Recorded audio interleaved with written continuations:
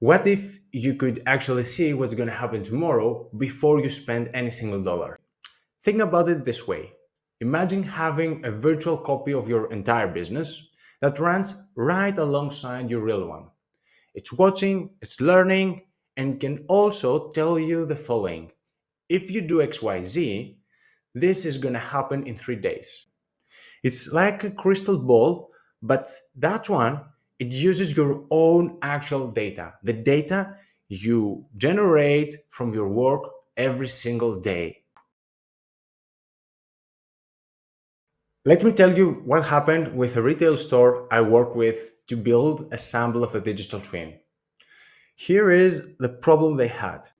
The twin tell you if you order now, you will overstock because demand is expected to drop in a few next weeks. It's a big difference. You might like this. They suggest options based on patterns. A digital twin shows you consequences. We may create the simulator's environment very strictly, but simulators do not receive live data.